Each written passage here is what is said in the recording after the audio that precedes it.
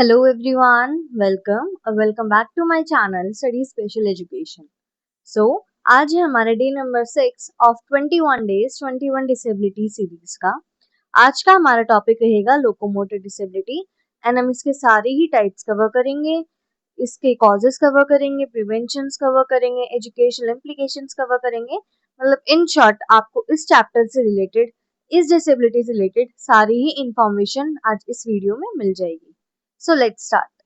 Locomotor disability, शारीरिक दिव्यांगता। Locomotor disability means a disability of the bones, joints and muscles leading to substantial restriction of the movement of the body. इसका मतलब ये है कि locomotor disability एक disability है बोन्स की, जॉइंट्स की एंड मसल्स की, जिसकी वजह से आपका सब्सटैंशियल रिस्ट्रिक्शन हो जाता है आपके मूवमेंट का, आपके बॉडी के। ओके, तो आपकी बॉडी के मूवमेंट में बहुत ज्यादा इफेक्ट पड़ता है एंड वो रिस्ट्रिक्ट हो जाता है। ये डेफिनेशन दी थी हमें आरपीडब्ल्यूडी एक्ट 2016 ने। अब हम इसके प्रॉपर मीनिंग पे चलते हैं। Locomotion means movement from one place to another. Locomotion का मतलब होता है आपका मूवमेंट एक जगह से दूसरी जगह तक। Locomotor disability refers to a person's inability to execute distinctive activities associated with movement of self and manipulation of objects resulting from affliction of muscle, skeletal और नर्वस सिस्टम। इसका मतलब ये है कि लोकोमोटर डिसेबिलिटी पर्सन की वो inability है जिसकी वजह से वो अपनी एक्टिविटीज को नहीं कर पाता जो आपके मूवमेंट से रिलेटेड है। एंड ये चीजें रिजल्ट होती है जब आपके मसल में प्रॉब्लम होती है, स्केलेटल में प्रॉब्लम होती है या नर्वस सिस्टम में प्रॉब्लम होती है। So this is our locomotor disability. इसकी दो डेफिनेशन और दी गई है हमें RPWD act 2016 and RCI act 1992 में। पहले आरपीडब्ल्यूडी एक्ट देखते हैं।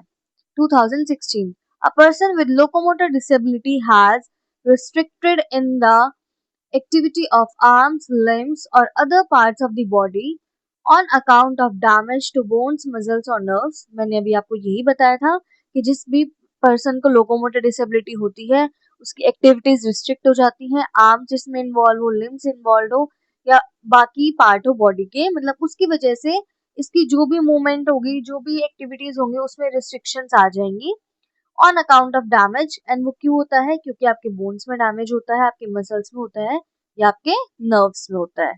सो ये डेफिनेशन दी थी हमें आरपीडब्ल्यूडी एक्ट 2016 ने। आरसीआई एक्ट 1992 क्या कहता है? A person with locomotor disability has difficulty in movement due to cerebral palsy, leprosy cured, dwarfism, muscular dystrophy and acid attack victims। ये आपके 1992 आरसी एक्ट ने बोला था कि लोकोमोटर डिसेबिलिटी जब होती है जब उसको सेरेब्रल पाल्सी हो, लेप्रोसी क्योर्ड हो, ड्वार्फिज्म हो, मस्कुलर डिस्ट्रॉफी हो या वो एक एसिड अटैक का विक्टिम हो। सो ये डेफिनेशन थी आपकी आरसीआई एक्ट 1992 की। इसके कैरेक्टरिस्टिक्स कर लेते हैं। कैरेक्टरिस्टिक्स हैं difficulty in sitting, standing, walking and running. मतलब इनको डिफिकल्टी होती है बैठने में, खड़े होने में, चलने में, भागने में। Second pointer is poor posture.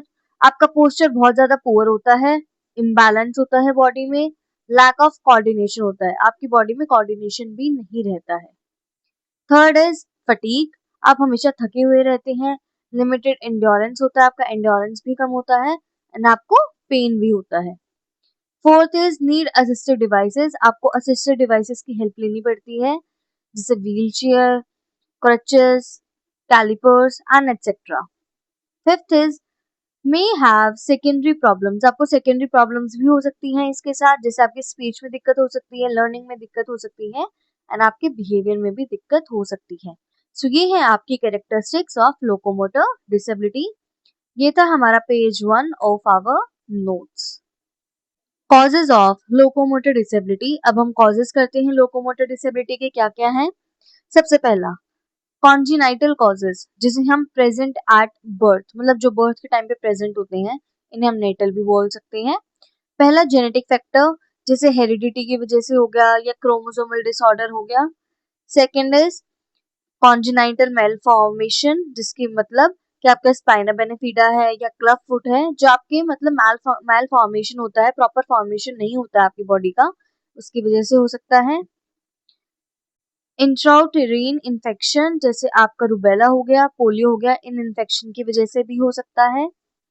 Birth injuries हो गई, प्रीमेच्योरिटी हो गई या ऑक्सीजन डेफिशिएंसी हो गई, ये भी आपके नेटल कॉजेज ही हैं कि बर्थ के टाइम पे इंजरी हो गई आपकी, या बच्चा प्रीमेच्योर पैदा हो रहा है, या बर्थ के टाइम पे लैक ऑफ ऑक्सीजन है या ऑक्सीजन डेफिशिएंसी है। Last pointer is nutritional deficiency of mother, कि मदर को न्यूट्रिशनल डेफिशिएंसी है, जैसे आयोडीन की कमी है, विटामिन डी की कमी है, फॉलिक एसिड की कमी है। सो ये थे आपके कॉन्जेनाइटल कॉजेज जो आपके बर्थ के टाइम पे प्रेजेंट होते हैं। नेक्स्ट कॉजेज पे चलते हैं। एक्वायर्ड कॉजेज क्या होते हैं? आफ्टर बर्थ, जो आपको आफ्टर बर्थ इन कॉजेज की वजह से होता है। पहला है एक्सीडेंट, एक्सीडेंट हो सकता है बच्चे का, जैसे रोड ट्रैफिक की वजह से बच्चा गिर गया या बच्चा जल गया, इस वजह से। इन्फेक्शंस जैसे पोलियो हो गया, मेनिंगिटिस हो गया, इंसेफ्लोलिटिस हो गया, तो ये आपके कुछ इन्फेक्शंस हैं। डिजीज जैसे arthritis, rickets, muscular dystrophy, TB and etcetera. So ये है आपके कुछ डिजीज जिसकी वजह से बच्चे को लोकोमोटर डिसेबिलिटी हो सकती है। नेक्स्ट इज न्यूट्रिशनल डेफिशिएंसी, बच्चे को विटामिन डी की कमी है, कैल्शियम की कमी है, प्रोटीन की कमी है, इससे भी हो सकता है।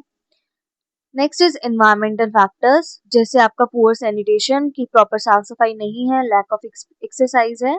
सो ये आपके कुछ environmental factors. Last is violence, war, natural calamities, की वायलेंस हो रहा है, वॉर हो रही है या नेचुरल कैलामिटीज की वजह से भी बच्चे को लोकोमोटर डिसेबिलिटी हो सकती है। तो ये थे आपके acquired causes. Now let's move on to our signs and symptoms, की लोकोमोटर डिसेबिलिटी के क्या सिम्टम्स होते हैं, क्या साइंस होते हैं जिससे आप पहचान सकते हैं हाँ कि इस बच्चे को लोकोमोटर डिसेबिलिटी है। सबसे पहले डिफिकल्टी इन मूवमेंट, बच्चे को मूवमेंट में प्रॉब्लम होगी। सेकेंड स्टिफनेस इन लिम्स, उसके लिम्स बहुत ज्यादा स्टिफ रहेंगे, अकड़े रहेंगे। मसल वीकनेस, उसकी मसल्स बहुत वीक होती हैं। Pain in joints and muscles, उसके जॉइंट्स में एंड मसल्स में पेन रहता है। पुअर पोस्चर एंड बैलेंस, उसका हमेशा पुअर पोस्चर रहता है, वो ढंग से नहीं बैठ सकता, ढंग से नहीं खड़ा हो सकता, एंड बैलेंस में भी इशू आता है। फटीग, बच्चा बहुत ज्यादा थका रहेगा। Deformity in bones and joints, उसके बोन्स एंड जॉइंट्स में डिफॉर्मिटी होता है। इन कोऑर्डिनेशन, कोऑर्डिनेशन नहीं होता प्रॉपर बच्चे का। वॉक विद नॉर्मल गेट, मतलब वो बच्चा बहुत एबनॉर्मली वॉक करता है। यूज ऑफ असिस्टेड डिवाइसेस, वो असिस्टेड डिवाइसेस का यूज करता है। इजी टू फॉल, वो बहुत जल्दी गिर जाते हैं। And the last pointer is limited range of motion, वो एक हद तक ही मोशन कर सकते हैं, एक हद तक ही मूवमेंट कर सकते हैं। सो ये थे आपके sign and symptoms of locomotor disability. एक नोट दिया गया है, not all children will show all the symptoms, इसका मतलब ये नहीं है कि यहाँ पे आपके अराउंड 12 सिम्टम्स मेंशन है, तो ये नहीं है कि सभी बच्चों में ये 12 के 12 सिम्टम्स प्रेजेंट होंगे, क्योंकि हर एक बच्चा अलग है एंड हर एक की अलग इंडिविजुअल डिफरेंसेस होते हैं। So this was the second page of your notes. Educational implications, locomotor disability बच्चों के साथ हम कौन से एजुकेशनल इम्प्लीकेशंस को फॉलो करेंगे, चलिए जानते हैं। नीड फिजिकल एक्सेस, जैसे ramps, rails, barrier free environment हमें उन्हें प्रोवाइड करना पड़ेगा। जैसे उनको व्हील चेयर पे अगर वो ट्रैवल करते हैं तो हमें उनके लिए रैम्प्स बनवाना पड़ेगा, रेल्स बनवाने पड़ेंगे, एंड उन्हें बैरियर फ्री एनवायरनमेंट प्रोवाइड करना पड़ेगा जिससे वो इजीली मूव कर सके एंड उनको कोई भी इशू ना हो। Second is need assisted devices for mobility, हमें उन्हें असिस्टेड डिवाइसेस प्रोवाइड करने हैं उनकी मोबिलिटी के लिए। May need help in toileting, eating and writing, उनको टॉयलेटिंग में, ईटिंग में एंड राइटिंग में हेल्प की रिक्वायरमेंट पड़ सकती है, तो कोई ना कोई पर्सन अवेलेबल होना चाहिए। Fatigue, easily need rest breaks, कि वो बच्चे बहुत जल्दी थक जाते हैं तो हमें उन्हें बीच बीच में ब्रेक देना भी पड़ेगा जिससे वो रेस्ट कर सके। सम में हैव एसोसिएटेड लर्निंग और स्पीच प्रॉब्लम, उन बच्चों में से किसी को एसोसिएटेड लर्निंग भी हो सकती है एंड स्पीच प्रॉब्लम भी हो सकती है, मतलब एक सेकेंडरी जिसे कहते हैं प्रॉब्लम भी हो सकते हैं उनके साथ, जैसे लर्निंग में या स्पीच प्रॉब्लम में। Next is need emotional support and positive attitude, उन्हें इमोशनल सपोर्ट भी प्रोवाइड करना पड़ेगा एंड एक पॉजिटिव एनवायरनमेंट उनके आसपास क्रिएट करना पड़ेगा।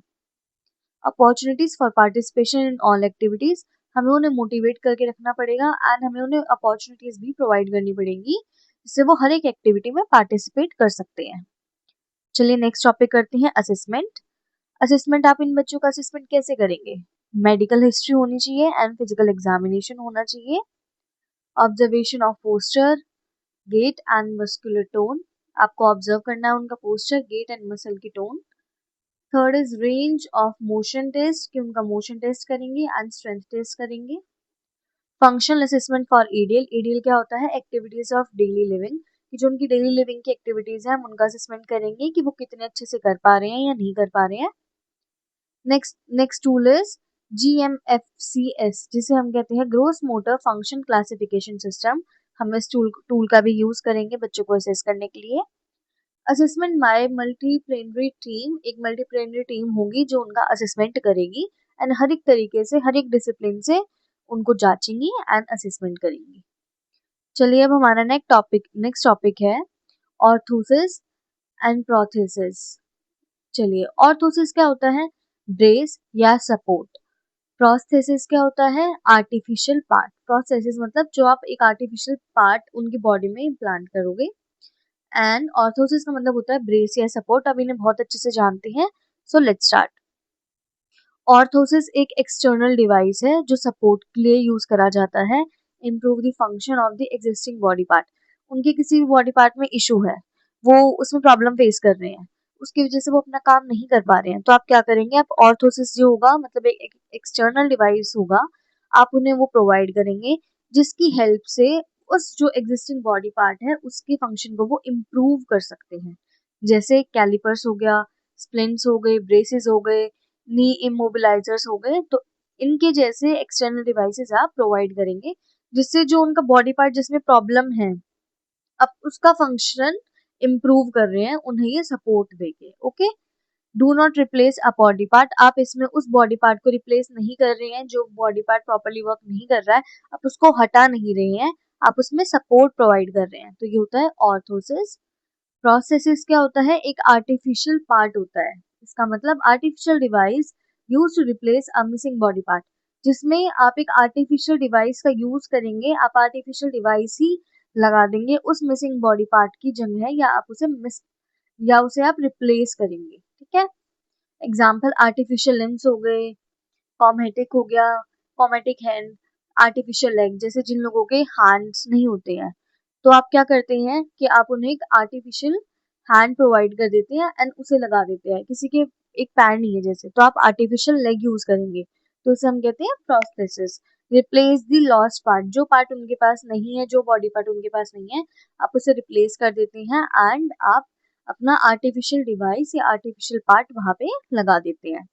सो ये था हमारा page number 3 of this chapter, management and intervention. आप इन बच्चों को क्या इंटरवेंशन प्रोवाइड करेंगे, कौन सी थेरेपीज प्रोवाइड करेंगे, अब इस बारे में जानते हैं। सबसे पहले physiotherapy, to improve motor skill, strength, balance, posture, muscle tone and coordination. Physiotherapy आप प्रोवाइड करेंगे जिससे उनकी मोटर स्किल इंप्रूव हो, उनकी स्ट्रेंथ इंप्रूव हो, बैलेंस इंप्रूव हो, पोस्चर, मसल टोन, कोऑर्डिनेशन, मतलब इन शॉर्ट उनके body movement and motor skill से रिलेटेड है। Second is occupational therapy, to develop fine motor skills, उनके फाइन मोटर स्किल्स को डेवलप करेंगे, उनकी डेली लाइफ की जो एक्टिविटीज है उसे इम्प्रूव करेंगे एंड जिनके हैंड्स के फंक्शन है आप उसे इम्प्रूव करेंगे।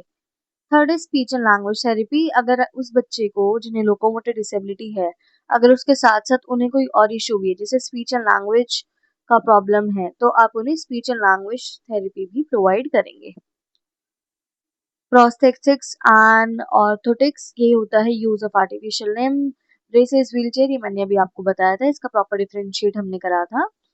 Next is medication for pain, infection, muscle spasms, इसमें होगा कि अगर बच्चे को प्रॉब्लम है, उसको पेन है, उसको इन्फेक्शन है, तो आप इसलिए उसे मेडिकेशन भी प्रोवाइड करेंगे। Next is surgery, in some cases to correct deformity, आप सर्जरी भी कर सकते हैं। Last is counselling and guidance for self esteem, adjustment and social integration, कि आप उस बच्चे को काउंसलिंग भी देंगे एंड गाइड भी करेंगे जिससे उसका विल बना रहे, उसकी सेल्फ एस्टीम बनी रहे, वो एडजस्ट कर सके सोसाइटी में एंड वो सोशली एक कम्युनिटी में रह सके। So these were the preventions interventions which will give to the child, ये कुछ थेरेपीज थी जो आप बच्चे को प्रोवाइड करेंगे। Next is barrier free environment, barrier free environment as per RTE act 2009 या आरटी एक्ट 2009 के तहत आपको एक बैरियर फ्री एनवायरनमेंट प्रोवाइड करना है, जिससे ramps instead of stairs, hand rails, wide doors, accessible toilets, proper lighting and ventilation, non-slippery floors, sitting arrangement, parking space, inclusive playground and safe drinking water। तो ये कुछ चीजें हैं जो एक स्कूल में, एक इंस्टीट्यूट में होनी चाहिए बच्चों के लिए जिन्हें लोकोमोटर डिसेबिलिटी है, एंड ये पॉइंटर्स हमें आरटी एक्ट 2009 में दिए हैं। तो ये था आपका page number 4 of this chapter. Next topic पे चलते हैं। हमारा नेक्स्ट टॉपिक है types of locomotor disability. So cerebral palsy, polio, amputation, dwarfism, spinal bifida, rickets, arthritis, congenital malformation, disorder due to injury, underdeveloped organs and muscular dystrophy। So in short हमें 11 types दिए गए हैं locomotor disability के। अब हम कुछ common words देखते हैं जो हमने बहुत बार यूज करे हैं। इनका क्या मतलब होता है? Gait, the way a person walks, मैंने बहुत बार इस वर्ड का यूज करा है इस वीडियो में, इस चैप्टर में। इसका मतलब होता है कि एक पर्सन किस तरीके से चलता है उसे हम गेट बोलते हैं। Posture, the position of the body while sitting and standing, कि एक बच्चा खड़ा है या बैठा है तो उस टाइम पे उसके बॉडी का क्या पोस्चर रहेगा, क्या पोजीशन रहेगी। Mobility, ability to move from one place to another, ये एक एबिलिटी होती है आपकी जिसमें आप एक जगह से दूसरी जगह ट्रैवल कर सकते हैं। ADL, activities of daily living, जिसमें आपका ईटिंग, ड्रेसिंग, बाथिंग, टॉयलेटिंग ये सारी इंक्लूड हो जाती है जो आपकी डेली लाइफ की एसेंशियल एक्टिविटीज है। अब हम पढ़ते हैं role of special educator. Special educator का क्या रोल है लोकोमोटर डिसेबिलिटी बच्चों के साथ? सबसे पहले identify the child's need and ability, आपको बच्चे की नीड एंड एबिलिटीज को जानना है, आइडेंटिफाई करना है। Help in assessment and IP planning, आपको असेसमेंट में हेल्प करना है एंड आईपी प्लानिंग में हेल्प करना है। Provide suitable aids and adaptation, आपको सूटेबल एड्स प्रोवाइड करने हैं बच्चे के according and adaptation. Coordinate with therapist, आपको थेरेपिस्ट के साथ कोऑर्डिनेट करना है, पेरेंट्स के साथ करना है एंड टीचर्स के साथ करना है। Promote inclusion and peer acceptance, आपको इंक्लूजन को प्रमोट करना है एंड पीयर एक्सेप्टेंस को भी प्रमोट करना है कि जो बाकी क्लास के बच्चे हैं वो उस बच्चे को एक्सेप्ट करे जैसे वो है। Develop life skills and independence, आपको लाइफ स्किल डेवलप करनी है एंड इंडिपेंडेंट बनाना है बच्चे को। एनकरेज पार्टिसिपेशन इन को करिकुलर एक्टिविटीज, आपको बच्चे का पार्टिसिपेशन बढ़ाना है को करिकुलर एक्टिविटीज में भी। So, ये था हमारा page number 5 of this chapter. Let's move to next page, cerebral palsy। So now let's start with the first type of locomotor disability जो है आपका cerebral palsy, meaning a group of non-progressive disorders of movement due to brain damage before, during or after birth। Cerebral palsy का मतलब होता है कि ये group है नॉन प्रोग्रेसिव डिसऑर्डर्स का जिसमें आपकी मूवमेंट हैम्पर होती है, मूवमेंट में प्रॉब्लम होती है। वो हो सकता है आपका ब्रेन डैमेज की वजह से, वो बिफोर हो, ड्यूरिंग हो या आफ्टर हो। मतलब इन शॉर्ट आपका सेरेब्रल पाल्सी ब्रेन डैमेज की वजह से होता है। वो बर्थ से पहले भी हो सकता है, ड्यूरिंग भी हो सकता है एंड आफ्टर भी हो सकता है। इसके कॉजेज है lack of oxygen, prematurity, birth injury या इन्फेक्शंस। कैरेक्टरिस्टिक्स है spasticity, stiffness, poor muscle control, abnormal posture and movement. तो ये हैं कुछ कैरेक्टरिस्टिक्स सेरेब्रल पाल्सी के। अब इसके टाइप्स भी होते हैं। स्पैस्टिक सीपी जो मोस्ट कॉमन है जिसमें आपकी मसल्स स्टिफ रहती हैं। अटैक्सिक सीपी जिसमें आपका पुअर बैलेंस एंड कोऑर्डिनेशन रहता है। एथिटॉइड सीपी जो इनवॉलेंट्री मूवमेंट्स होते हैं। Mixed CP combination of above, मतलब मिक्स सीपी ये तीनों का कॉम्बिनेशन होता है। सो ये है हमारे 4 टाइप्स ऑफ सेरेब्रल पाल्सी। इसके एजुकेशनल नीड्स है physiotherapy, assisted devices, support for writing and ADL training। So ये है इसकी education needs। ये GMFCS levels हैं जिसमें level 1 होता है walk without limitation, ये एक extra pointer है। walk without limitation, level 2 walk with some limitation, level 3 walks using hand held mobility devices, level 4 self mobility with limitations, level 5 transported in a manual wheelchair. So ये है आपके GMFCS level जो है total 5। Polio के causes क्या क्या होते हैं? पोलियो वायरस इन्फेक्शन की वजह से होता है ये। इसका इफेक्ट आता है वीक और पैरालाइज मसल्स, कि आपकी मसल्स बहुत ज्यादा वीक हो जाती है, पैरालाइज हो जाती हैं एंड ये मेनली लेग्स में होता है। फीचर्स थिन मसल्स हो जाती हैं, डिफॉर्मिटी हो जाता है, डिफिकल्टी इन वॉकिंग। मैनेजमेंट क्या है इसका? Calipers, physiotherapy and surgery. अब हम समझते हैं एम्पुटेशन क्या होता है। इसके कॉजेज होते हैं एक्सीडेंट, इन्फेक्शंस, कॉन्जेंटल या वॉर। इसके इफेक्ट आते हैं आपका लिम्ब भी चला जाता है, मतलब लॉस ऑफ लिम्ब हो जाता है आपका। मैनेजमेंट है इसका, आर्टिफिशियल लिम्ब लगवा सकते हैं आप फिजियोथेरेपी करवा सकते हैं एंड एडियल ट्रेनिंग प्रोवाइड कर सकते हैं। एम्पुटेशन का मतलब होता है लॉस ऑफ लिम्ब। अब हम जानते हैं डॉर्फिज्म के बारे में। कॉजेज है इसके जेनेटिक और हार्मोनल डिसऑर्डर की वजह से होता है ये। इसके फीचर्स है शॉर्ट हाइट, आपकी हाइट छोटी होती है, बिलो एवरेज मतलब। एंड मैनेजमेंट है इसका support in self esteem, education and counselling, कि इसमें आपको सपोर्ट प्रोवाइड करना है, सेल्फ एस्टीम बढ़ाना है बच्चे का, एजुकेशन प्रोवाइड करना है एंड काउंसलिंग करनी है। इसमें से आपके 2-3 टॉपिक ऐसे हैं जिन्हें हम अलग से भी पढ़ेंगे, जैसे dwarfism is one of the topic, muscular dystrophy है, इसे भी हम अलग से इन डिटेल पढ़ेंगे। चलिए नेक्स्ट टॉपिक करते हैं स्पाइना बिफिडा। इसका कॉज होता है birth defect in which spinal cord does not close completely. इसमें जो आपके बर्थ के टाइम पे एक डिफेक्ट होता है जिसकी वजह से आपका स्पाइनल कॉर्ड पूरी तरीके से बंद नहीं हो पाता, क्लोज नहीं हो पाता। इसके इफेक्ट है पैरालिसिस, आपको पैरालिसिस हो सकता है, आपको ब्लैडर कंट्रोल में प्रॉब्लम हो सकती है। इसके मैनेजमेंट है सर्जरी करवाओ या कैथेटर करवाओ या physiotherapy. So these are the management of spina bifida. अब हम जानते हैं कि रिकेट्स क्या होता है। रिकेट्स के कॉजेज है डेफिशिएंसी ऑफ विटामिन डी, कि आपको विटामिन डी की डेफिशिएंसी होती है, कैल्शियम की डेफिशिएंसी होती है एंड फास्फोरस की डेफिशिएंसी होती है। इसके फीचर्स है वीक बोन्स, आपकी बोन्स वीक होती हैं, बो लेग्स होती हैं, नॉक नीज होता है। इसके मैनेजमेंट है न्यूट्रिशन, सनलाइट एंड मेडिकेशन, कि आपको न्यूट्रिशन खाना है, बहुत ज्यादा न्यूट्रिशियस फूड कंज्यूम करना है, सनलाइट में बैठना है एंड मेडिसिन खानी है। अब हम समझते हैं अर्थराइटिस क्या होता है। कॉजेज है इन्फ्लेमेशन ऑफ जॉइंट्स, आपके जॉइंट्स में इन्फ्लेमेशन हो जाता है। इसके फीचर्स है पेन, स्वेलिंग, स्टिफनेस। इसके मैनेजमेंट है medicine, physiotherapy and exercise. Earth आपका कॉन्जेनिटल मैलफॉर्मेशन, ये होता है आपका cause defects at birth in bones, muscles and joints. इसमें आपके डिफेक्ट होता है बर्थ के टाइम पे बोन्स में, मसल्स में एंड जॉइंट्स में। इसके एग्जांपल है क्लब फुट एंड स्कोलियोसिस। इसकी मैनेजमेंट है सर्जरी करवाइए या थेरेपी करवाइए या एड्स लीजिए। इंजरी रिलेटेड डिजीज मतलब आपको जब चोट लग जाती है तो उससे भी डिसेबिलिटी हो सकती है। इसके कॉजेज है एक्सीडेंट्स, फ्रैक्चर्स, बर्न्स या स्पोर्ट इंजरी। इफेक्ट है इसकी डिफिकल्टी इन मूवमेंट, आपको मूवमेंट में प्रॉब्लम होगी। इसके मैनेजमेंट है कि आप रेस्ट करिए, थेरेपी लीजिए, सर्जरी करवाइए या रिहैबिलिटेशन। नेक्स्ट है हमारा अंडर डेवलप्ड ऑर्गन्स। इसमें आ जाएगा आपका कॉजेज जैसे failure of limbs, development in वॉर्म, कि जैसे आपका लिम्ब भी डेवलप नहीं होता है वॉर्म में। पीछे से इसके वेरी शॉर्ट और एब्सेंट लिम्ब, कि आपका या तो लिम्ब बहुत छोटा होगा या एब्सेंट ही होगा, प्रेजेंट ही नहीं होगा मतलब। मैनेजमेंट है इसकी, आप एड्स प्रोवाइड कीजिए एंड सपोर्ट प्रोवाइड कीजिए। मस्कुलर डिस्ट्रॉफी, इस टॉपिक को भी हम इन डिटेल पढ़ेंगे नेक्स्ट वीडियो में। इसके कॉजेज है जेनेटिक मसल डिजीज, ये जेनेटिक मसल डिजीज होता है। इसके फीचर्स है प्रोग्रेसिव मसल वीकनेस, कि आपके मसल बहुत वीक होती हैं। इसकी मैनेजमेंट है फिजियोथेरेपी, सपोर्टिव केयर, कि आपको फिजियोथेरेपी देनी है एंड सपोर्टिव केयर प्रोवाइड करना है। सो ये थे आपके total 11 types of locomotor disability. अब इसके क्विक पॉइंटर्स जानते हैं। Locomotor disability is not a disease, it is a condition. Locomotor disability एक डिजीज नहीं है, ये एक कंडीशन है। Early identification and intervention is important, आपका अर्ली आइडेंटिफिकेशन एंड इंटरवेंशन बहुत ज्यादा इम्पोर्टेंट होता है।